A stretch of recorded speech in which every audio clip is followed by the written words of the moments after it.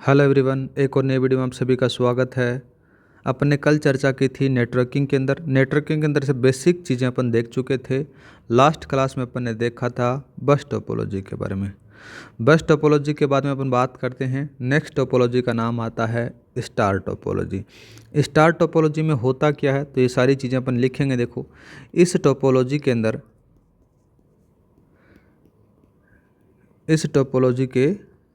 अंदर सभी कंप्यूटर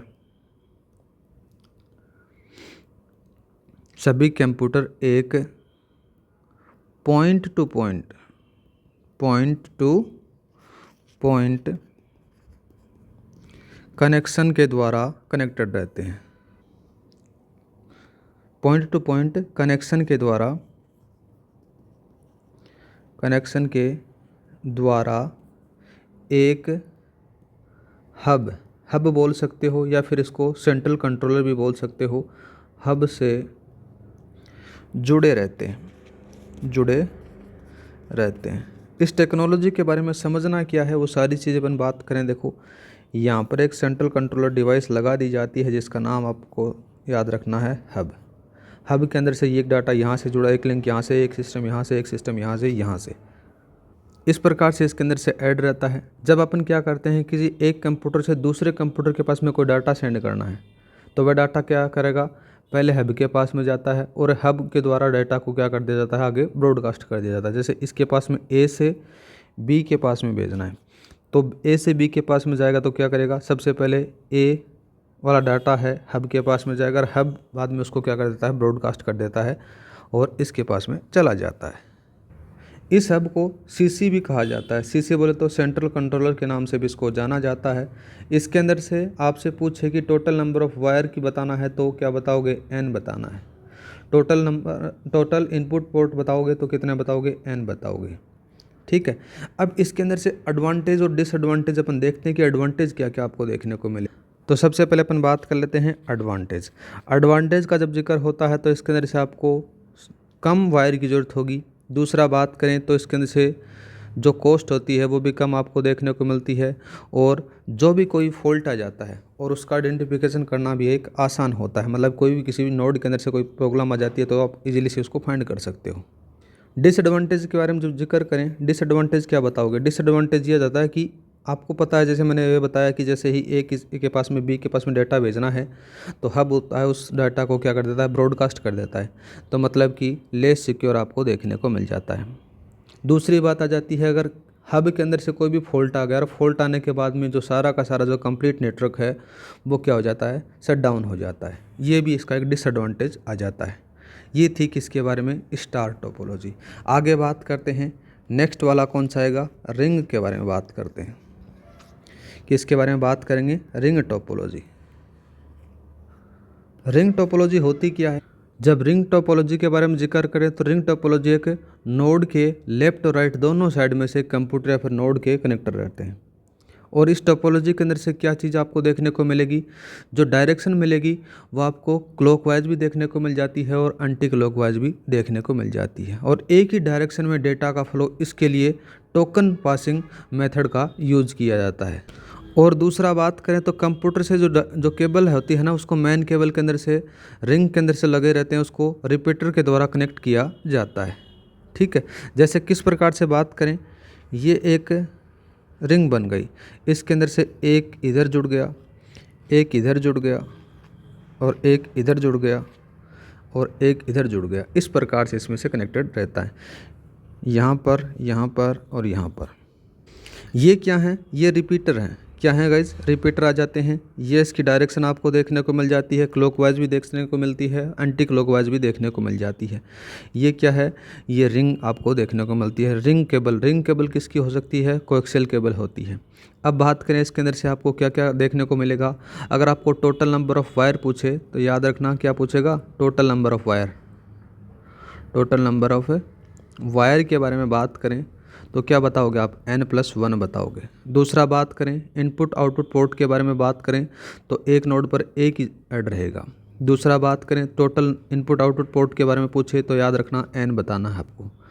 ठीक है। और n क्या होता है, नंबर ऑफ़ कंप्यूटर इसको कहा जाता है। तो ये थी इसकी टेक्नोलॉजी। अब बात करते हैं इसके एडवांटेज। एडवांटेज के अंदर से बात करें तो एडवांटेज में कौन कौन सी चीज़ें मिलेंगी आपको, एडवांटेज के बारे में बात करते हैं। एडवांटेज का जब जिक्र होता है तो क्या होता है आपको इसके अंदर से लेस नंबर ऑफ़ वायर की नीड होगी। दूसरा बात करें तो लेस कॉस्टली होगा, मतलब कि ज़्यादा कॉस्टली आपको देखने को नहीं मिलेगा। डिसएडवांटेज का जब जिक्र करें तो आपको क्या मिलेगा, ये सिक्योर नहीं मिलेगा। क्या नहीं मिलेगा, सिक्योर नहीं मिलेगा। दूसरा बात करें तो ये एक रिलायबल आपको नहीं मिलेगा, ये भी एक इसका डिसएडवांटेज आ जाता है। इसके अंदर से यदि एक नोड ख़राब हो जाता है ना या डैमेज हो जाता है तो कंप्लीट जो नेटवर्क है वो सारा का सारा शट डाउन हो जाता है। जैसे सपोज करो आपके पास में ये नोड ख़राब हो गया तो जो सारा सिस्टम है ये सारा ख़राब हो जाएगा। आगे बात करते हैं नेक्स्ट वाली कौन सी पढ़ेंगे अपन, पढ़ेंगे ट्री टोपोलॉजी। ट्री टोपोलॉजी के बारे में अपन चर्चा करेंगे। ट्री टोपोलॉजी का जब जिक्र होता है तो किसके अंदर से क्या होता है, ये जो ट्री टोपोलॉजी है ना ये स्टार टोपोलॉजी का एक्सटेंशन आपको देखने को मिल जाता है, ठीक है।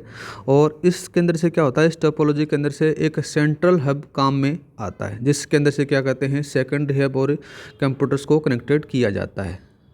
इसका मैकेनिज्म कैसे रहता है, देखो यहाँ पर बात करें तो एक आपको लगा दिया जाता है सेंट्रल हब। क्या लगा दिया जाता है, सेंट्रल हब लगा दिया जाता है,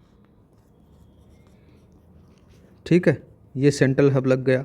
सेंट्रल हब लगने के बाद में इधर आ गए तो इसको सेकेंडरी हब यहाँ पर आ जाते हैं, ठीक है। ये सेकेंडरी हब हो गए। ये सेकेंडरी हब होने के बाद में यहाँ से कनेक्टेड चीज़ें रहती हैं, सिस्टम रहते हैं, तो इसको अपन क्या कह सकते हो, ट्री टोपोलॉजी कह सकते हो, ठीक है। और ये सारे के सारे क्या काम करते हैं, देखो सेम नेटवर्क में सभी डिवाइस होती हैं वो कनेक्टेड के लिए काम में ली जाती है। अब इसके एडवांटेज और डिसएडवांटेज का जिक्र कर लेते हैं अपन। पहले बात कर लेते हैं एडवांटेज का जब जिक्र नाम आता है तो इसके अंदर से क्या बताओगे कि कोई भी नेटवर्क है ना, कोई भी नया कंप्यूटर है वो सेम नेटवर्क में अपन क्या कर सकते हैं, कॉन्फ़िगर कर सकते हैं। और फॉल्ट होता है, अगर कोई भी फॉल्ट आ जाता है उस फॉल्ट का आइडेंटिफिकेशन आप क्या कर सकते हो, जल्दी से कर सकते हो। डायरेक्टली हम क्या लगा सकते हैं, हब से पता लगा सकते हैं कि कौन सा सिस्टम है आपका ख़राब हो रखा है। डिसएडवांटेज के बारे में जब जिक्र करते हैं तो डिसएडवांटेज के अंदर से क्या देखने को मिलेगा कि सेंट्रल हब अगर डैमेज हो जाता है ना तो पूरा का पूरा नेटवर्क है वो शट डाउन हो जाएगा। दूसरा जाता है कि मल्टीपल हब होने के कारण क्या होता है, ये थोड़ा सा आपको कॉस्टली देखने को मिल जाता है। ये इसके डिसएडवांटेज आपको देखने को मिलते हैं। तो गाइज ये था ट्री टोपोलॉजी। नेक्स्ट बात करते हैं हाइब्रिड टोपोलॉजी के बारे में। तो यहाँ पर हेडिंग डालो, कौन सा, हाइब्रिड टोपोलॉजी।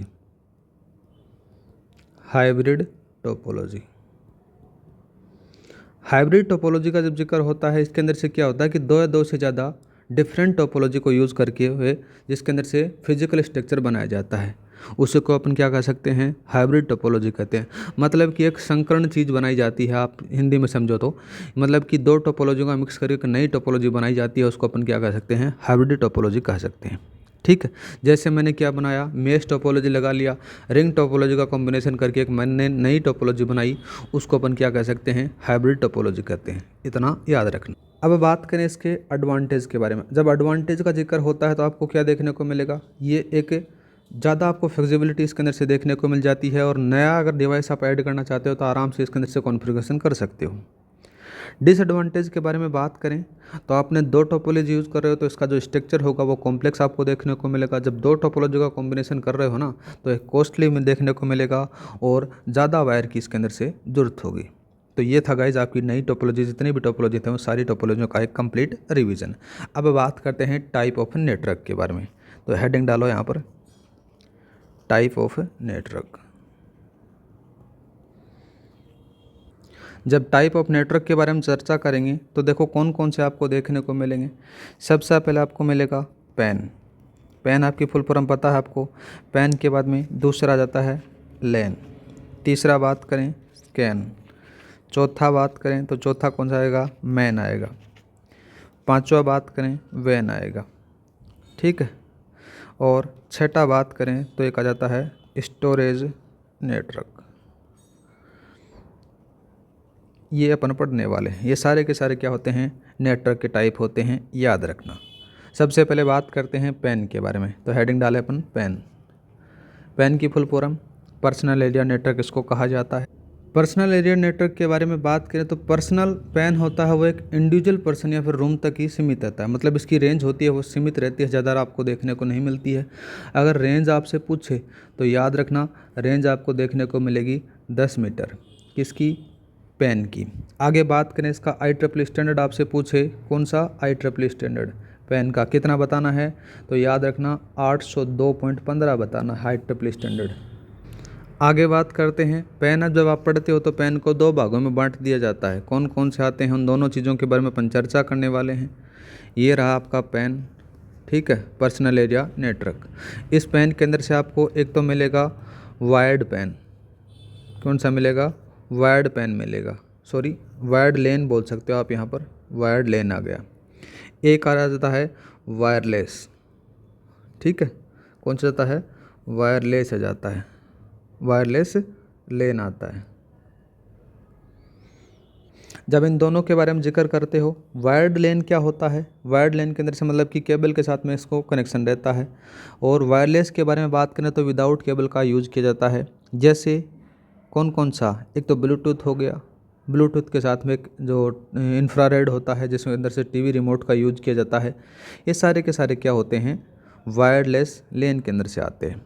आगे बात करें तो इसके अंदर से जो पेन होता है, पेन की आपको ट्रांसमिशन है ना, वो स्पीड आपको ज़्यादा मिलेगी, कॉस्ट आपको क्या मिलेगी, बहुत कम मिलेगी। ओनरशिप क्या होगी इसकी, प्राइवेट होगी। मेंटेनेंस के बारे में बात करें, इसका रख रखाव क्या होगा, एकदम इजी होगा। और कोई भी फॉल्ट आ जाता है उस फॉल्ट का आइडेंटिफिकेशन आप जल्दी से कर सकते हो, मतलब इसकी जो रेंज है वो एक सीमित है, इसीलिए इसको जल्दी से कर सकते हो। एक नाम जो मैंने बोला जैसे वायरलेस के बारे में, वायरलेस के अंदर से मैंने बोला किसके बारे में, ब्लूटूथ के बारे में। ब्लूटूथ का बारे में जिक्र कर लेते हैं अपन कि ब्लूटूथ क्या होता है। देखो इसके अंदर से कुछ सवाल आपसे बन सकते हैं, वो सारी चीज़ें अपन देखेंगे अभी। इस ब्लूटूथ के बारे में जब जिक्र करें तो कैसा होता है ये ब्लूटूथ, आपको वायरलेस पैन देखने को मिल जाता है। और ब्लूटूथ जो नेटवर्क बनाता है उसको अपन क्या कह सकते हैं, पिकोनेट कहते हैं। यहाँ पर लिखो, ब्लूटूथ के द्वारा बनाया गया नेटवर्क क्या कहलाता है, पिकोनेट कहलाता है। याद रखना क्या कहलाता है, पिकोनेट। सीधा सीधा आपसे पूछता है कि पिकोनेट क्या होता है। ब्लूटूथ जो बनाता है उसको, नेटवर्क बनाता है उसको पिकोनेट कहा जाता है। और एक पिकोनेट के अंदर से आप कितने डिवाइस ऐड कर सकते हो, 8 डिवाइस ऐड कर सकते हो। मतलब कि एक ब्लूटूथ आपने बना दिया, उस ब्लूटूथ को आपने किसी से शेयर किया तो उसके आप 8 डिवाइस है वो शेयर कर सकते हो। किस प्रकार से, देखो मैं छोटा सा एग्जांपल बताता हूँ। यहाँ पर एक मास्टर डिवाइस है, इसका ब्लूटूथ आपने ऑन कर दी तो इसके आसपास आप कितने डिवाइस ऐड कर सकते हो, 1 2 3 4 5 6, ये 7, एक ही आ गई, ठीक है। ये हैं, इनके साथ में और हैं जो दूसरी डिवाइस इनको साथ में शेयर कर सकते हो। एक ये हो गई, दूसरी ये हो गई, तीसरी ये हो गई, चौथी ये हो गई, 5वीं, 6ठी और 7वीं। ये 7 डिवाइस आप शेयर कर सकते हो। मैक्सिमम एक पिकोनेट इसी को कहा जाता है। मतलब कि एक मास्टर डिवाइस होगी जिसका ब्लूटूथ ऑन किया जाएगा और इसके आसपास जो चीज़ें ऐड रहेंगी वो मैक्सिमम कितनी हो सकती हैं, 7 हो सकती हैं, याद रखना। आगे बात करें तो जैसे आपने क्या किया कि जब एक पिकोनेट दूसरे पिकोनेट से कनेक्ट होता है तो उसको क्या कहते हैं अपन, स्केल नेट कहते हैं। स्केल नेट क्या कहेंगे, जैसे एक सिस्टम ऐसा रहा और ऐसा ही दूसरा सिस्टम हो गया, दोनों सिस्टमों को अपन ऐड कर दिया तो इसके अंदर से आप क्या कह सकते हो, पिकोनेट कह सकते, स्केल नेट कह सकते हो। और एक स्केल नेट के अंदर से आप 10 पिकोनेट को कनेक्ट कर सकते हो। कितने कर सकते हो, 10 पिकोनेट को कनेक्ट कर सकते हो। इसका आपसे IEEE स्टैंडर्ड पूछे तो याद रखना IEEE स्टैंडर्ड कितना बताओगे, 802.15.1 बताना है, यही याद रखना। तो ये कहानी थी किसके बारे में, पेन के बारे में। अब बात करते हैं लेन के बारे में। लेन की फुल फॉर्म आपको पता ही है कि क्या है, लोकल एरिया नेटवर्क इसको कहा जाता है। सारी चीज़ें इसके बारे में अपन देखने वाले हैं। जब नाम आता है लेन का तो लेन की फुल फॉर्म याद रखना, लोकल एरिया नेटवर्क इसको कहा जाता है। एक ऐसा नेटवर्क जो किसी भी बिल्डिंग या फिर ऑफिस में कंप्यूटरों को क्या करता है, कनेक्ट करके बनाया जाता है। मतलब कि जिस ऑफिस में आप काम करते हो, छोटी कोई ऑफिस आ गई, कोई बिल्डिंग आ गई या कोई भी ऑफिस आ गया जिसके अंदर से आप कंप्यूटरों को नेटवर्क करके कनेक्ट करके एक नेटवर्क बना सकते हो, उसको अपन क्या कह सकते हैं, लेन कह सकते हो। अब इसकी रेंज आपसे पूछेगा क्या पूछेगा? रेंज। तो रेंज बताओगे कितनी? 2 किलोमीटर तक इसकी रेंज होती है। मैक्सिमम इसकी स्पीड बात करें, मैक्सिमम स्पीड, जब मैक्सिमम स्पीड का जब जिक्र होता है तो किस में बताओगे? जीबीपीएस में बताओगे। और साथ में ही बात करें तो जो लेन के साथ में एक और नाम लिख सकते हो आप, इसके अंदर से किसका यूज़ करोगे? ट्विस्टेड पेयर केबल का यूज़ कर सकते हो।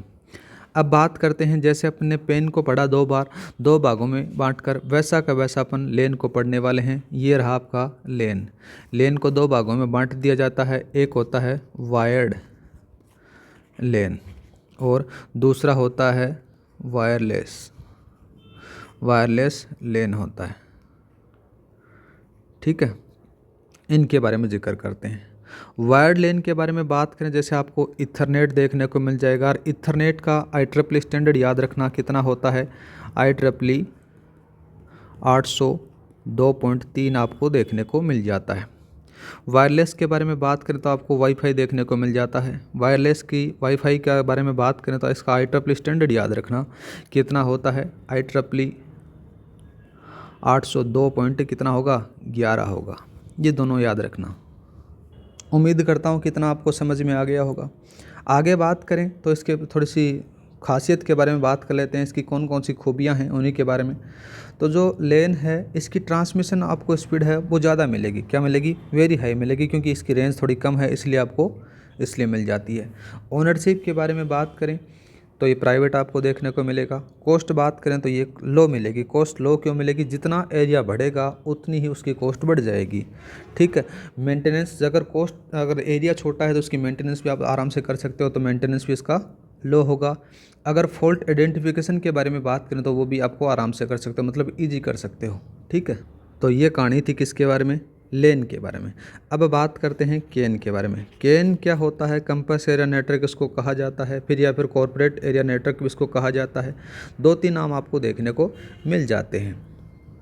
और बात करें तो जो केन होता है ये कॉम्बिनेशन किसका होता है? लेन का होता है, याद रखना। इसके अंदर से क्या होता है, जैसे कोई भी किसी यूनिवर्सिटी के अंदर से लगा दिया गया, किसी ऑफिस में लगा दिया गया, या फिर किसी कॉलेज में लगा दिया गया, इसका यूज़ किया जाता है। केन के बारे में बात करें तो इसकी रेंज थोड़ी सी ज़्यादा मिलेगी आपको, 5 किलोमीटर। कितनी मिलेगी? 5 किलोमीटर आपको देखने को मिल जाती है। इसके अंदर से आपको इथरनेट टेक्नोलॉजी का यूज़ किया जाता है केन में, याद रखना। और कॉस्ट के बारे में बात करें तो कॉस्ट आपको मॉडरेट देखने को मिलेगी, क्योंकि थोड़ा सा एरिया बढ़ गया तो ये इसकी स्पीड वो कॉस्ट है वो तो आपको ज़्यादा मिल जाएगी। ट्रांसमिशन स्पीड मैंने बता दी कि हाई मिलेगी, क्योंकि एरिया कम है। ओनरशिप के बारे में बात करें तो आपको प्राइवेट देखने को मिल जाती है। मॉडरेट मैंने मेंटेनेंस बता दिया कि मॉडरेट मिलेगी। और फॉल्ट आइडेंटिफिकेशन है वो भी मैं बता देता हूँ कि उसकी भी थोड़ी सी आपको मॉडरेट की ही नीड होगी। ठीक है, आगे बात करते हैं। नाम आता है मैन का। मैन को क्या कहते हैं? मेट्रोपॉलिटन एरिया नेटवर्क इसके अंदर से कहा जाता है। इसके बारे में बात करें तो इसके अंदर से क्या होता है कि अलग अलग लेन को आपस में जोड़कर मेन नेटवर्क बनाया जाता है। ठीक है, और बात करते हैं इस नेटवर्क को आप कोई सिटी के अंदर से यूज़ कर सकते हो। रेंज आपसे पूछ सकता है, रेंज तो रेंज कितनी बताओगे? 10 किलोमीटर बतानी है, इसकी रेंज 10 किलोमीटर होती है। आगे बात करें तो मेन का IEEE स्टैंडर्ड आपसे पूछे तो कितना बताओगे? तो याद रखना IEEE 802.6 बतानी है। ठीक है, आगे बात करें तो मेन होता है वो भी 2 प्रकार का आपको देखने को मिल जाता है। पहला मिलेगा आपको वायर्ड मेन मिलेगा, और एक वायरलेस देखने को मिल जाता है। 2 टाइप आप देख सकते हो। कौन कौन सा मिलेगा? पहला मिलेगा वायर्ड और दूसरा मिलेगा वायरलेस। आगे बात करें इसी के बारे में। मेन होता है, मेन की स्पीड ट्रांसमिशन स्पीड होती है वो आपको हाई देखने को मिल जाती है। कैसे मिलेगी? हाई मिलेगी, क्योंकि एरिया बढ़ गया। ओनरशिप के बारे में बात करें तो ओनरशिप आपको दोनों तरफ की मिल सकती है, या तो पब्लिक मिल सकती है फिर प्राइवेट मिल सकती है। कॉस्ट आपको हाई मिलेगी क्योंकि एरिया बढ़ गया। मेंटेनेंस बात करें तो वो थोड़ी सी डिफिकल्ट मिलेगी, और फॉल्ट आइडेंटिफिकेशन के बारे में बात करें तो वो भी आपको हाई मिलेगी, मतलब कि डिफ़िकल्ट मिलेगी। तो ये था किसके बारे में? मेन के बारे में। आगे बात करते हैं वेन के बारे में। वेन क्या चीज़ है? वेन की फुल फॉर्म बात करें तो वाइड एरिया नेटवर्क इसको कहा जाता है। इसका यूज होता है कि एक कंट्री के अंदर या फिर एक मल्टीपल कंट्री के बीच में इस नेटवर्क का यूज़ कर सकते हो। ठीक है, आगे बात करें तो network of network is called when, इसको कहा जाता है। इंट्रानेट के नाम से भी इसको जाना जाता है। इंटरनेट होता है उसके अंदर से वेन का यूज़ होता है। रेंज बात करें तो 50 किलोमीटर की ज़्यादा होती है। रेंज लिख सकते हो 50 किलोमीटर से ज़्यादा।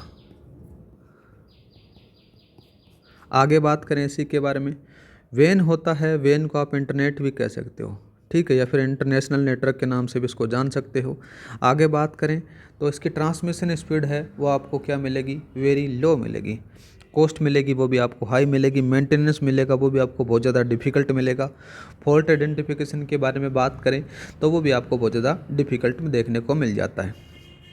इसकी ओनरशिप क्या है, ओनरशिप बात करें तो ये आपको पब्लिक मिलेगा, ठीक है गाइज़।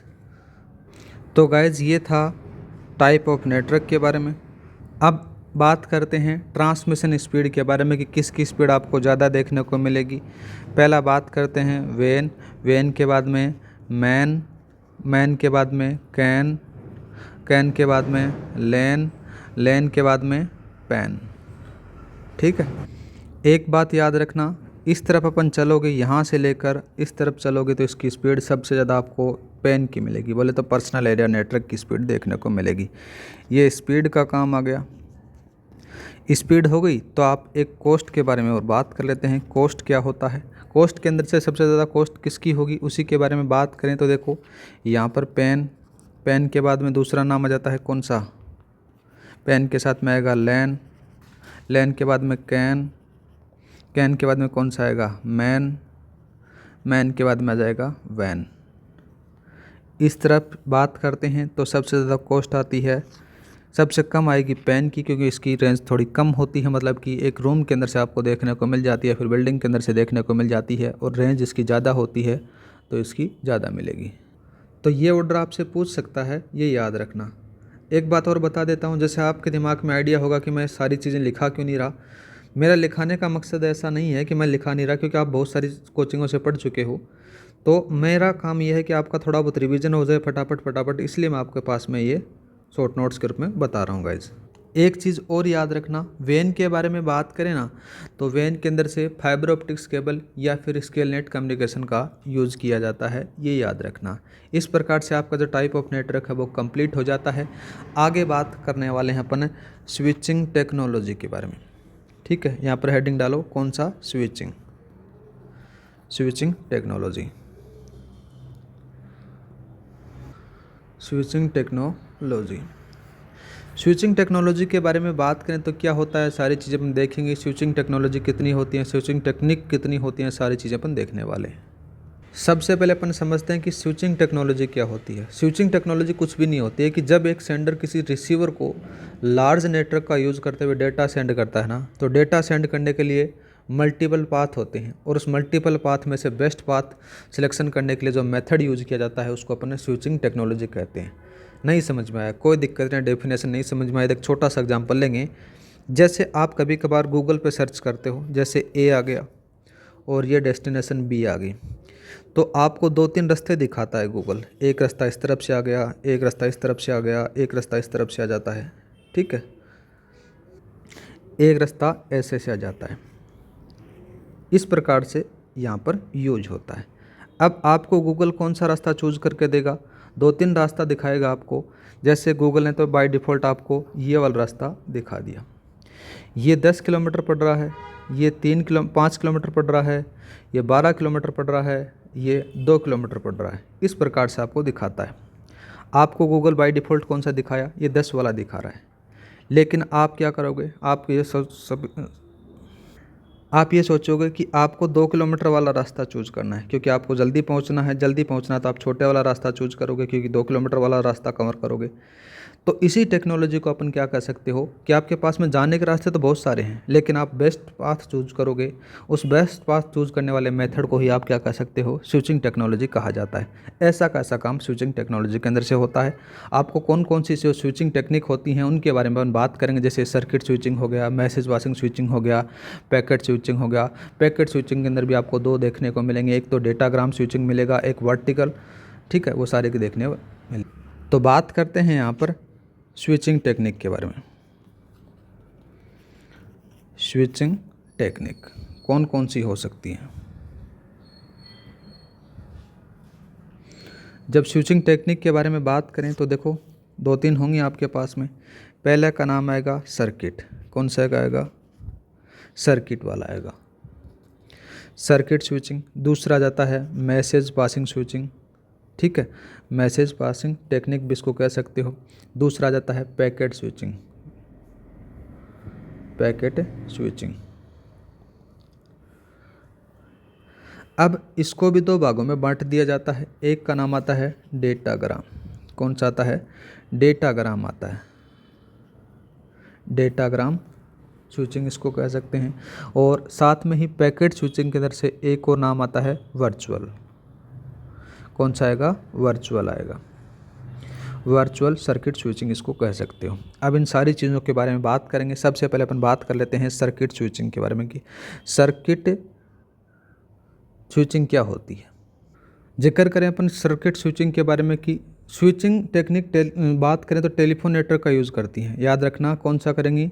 यह स्विचिंग होती है जो सर्किट स्विचिंग होती है, यह स्विचिंग टेलीफोन नेटवर्क का यूज़ करती है। और इसके अंदर से सेंडर और रिसीवर एक डेडिकेटेड पाथ में डेटा सेंड करते हैं, ठीक है। मतलब कि आपको इस प्रकार से रास्ता जाना है और इस प्रकार से एक डेडिकेटेड पाथ का यूज़ करेंगे, ठीक है।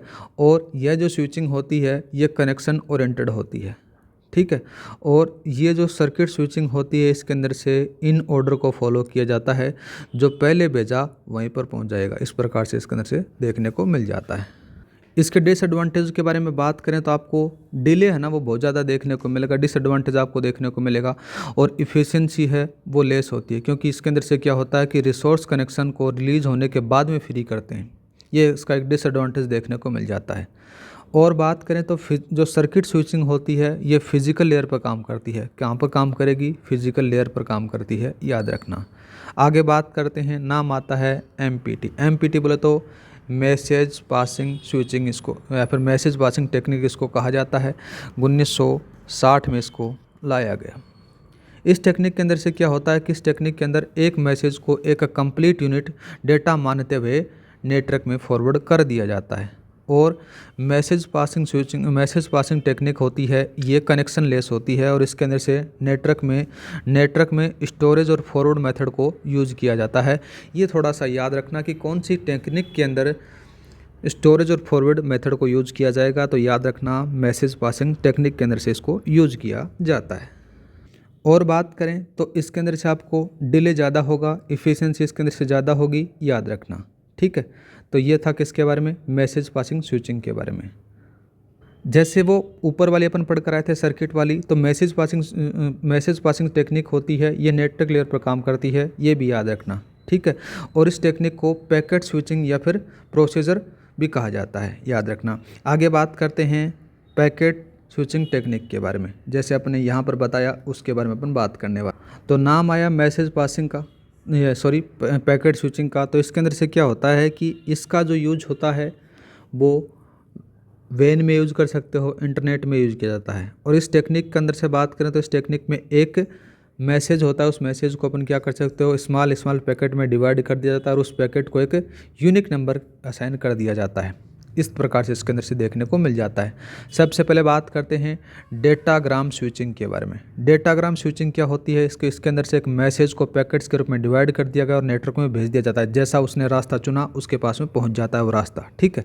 आगे बात करें तो डेटाग्राम स्विचिंग होती है, इसकी इफ़िशियंसी मोर होती है, डिले भी मोर होता है और कनेक्शन लेस होती है। नेटवर्क लेयर पर यह काम करती है, याद रखना। और इसका यूज होता है वो वैन में किया जाता है, और स्टोरेज एंड फॉरवर्ड टेक्निक का यूज इसके अंदर से किया जाता है राउटर की सहायता से, ठीक है। और दूसरा बात करते हैं, इन ऑर्डर फॉलो नहीं होती है किसके अंदर से? डेटाग्राम के अंदर से। इतना याद हो गया होगा ये वाला। अब बात करते हैं वर्चुअल सर्किट स्विचिंग टेक्निक के बारे में। तो जो वर्चुअल होती है ये क्या होती है कि ये स्विचिंग होती है ना, तो 2 चीज़ों का कॉम्बिनेशन होती है, एक तो पैकेट स्विचिंग और एक सर्किट स्विचिंग, दोनों का कॉम्बिनेशन इसके अंदर से यूज किया जाता है।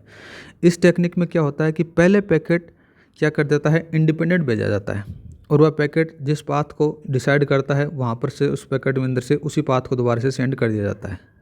इसके अंदर से कनेक्शन ओरिएंटेड टेक्निक को यूज़ किया जाता है।